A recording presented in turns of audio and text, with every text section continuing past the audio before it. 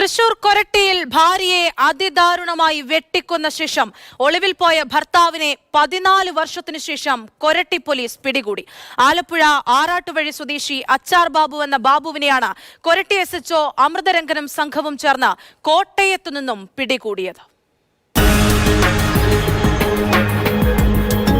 വർഷം 1999. തൃശൂരിലെ മുരിങ്ങൂർ ഡിവൈൻ ധ്യാന കേന്ദ്രത്തിലെത്തിയതാണ് ആലപ്പുഴ സ്വദേശി ബാബു.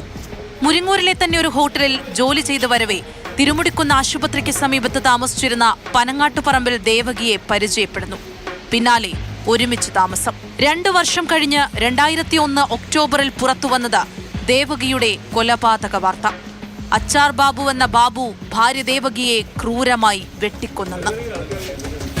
കൊലപാതകത്തിന് ശേഷം ദേവകിയുടെ ദേഹത്തുണ്ടായിരുന്ന 6 പവനോളം വരുന്ന സ്വർണ്ണാഭരണങ്ങളും എടുത്ത് പ്രതി ഒളിവിൽ പോയി.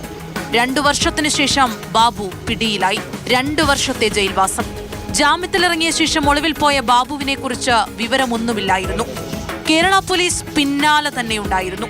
കോട്ടയത്തും മധുരയിലുമെല്ലാം ഒളിവിൽ കഴിഞ്ഞിരുന്ന പ്രതി തന്റെ പേരിലുള്ള ഇൻഷുറൻസ് തുക കൃത്യമായി കൈപ്പറ്റിയിരുന്നെന്ന് പോലീസിന് വിവരം കിട്ടി. തുടർന്ന് നടത്തിയ അന്വേഷണത്തിലാണ് ഇൻഷുറൻസ് പുതുക്കാൻ ബാബു വരുമെന്ന് മനസ്സിലായത്. കൊരട്ടി പോലീസ് മാസങ്ങളോളം നിരീക്ഷണം നടത്തി.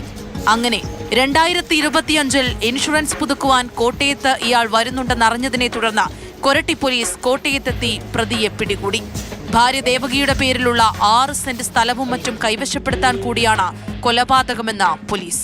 മധുരയിലും മറ്റും തമിഴ്നാട്ടിൽ ഒളിച്ചു താമസിച്ച് വരവെ കോട്ടയത്ത് വരുമെന്ന് നമ്മുടെ സ്ക്വാഡ് മനസ്സിലാക്കി 1 മാസമായി അതിന്റെ പിന്നാലെയായിരുന്നു.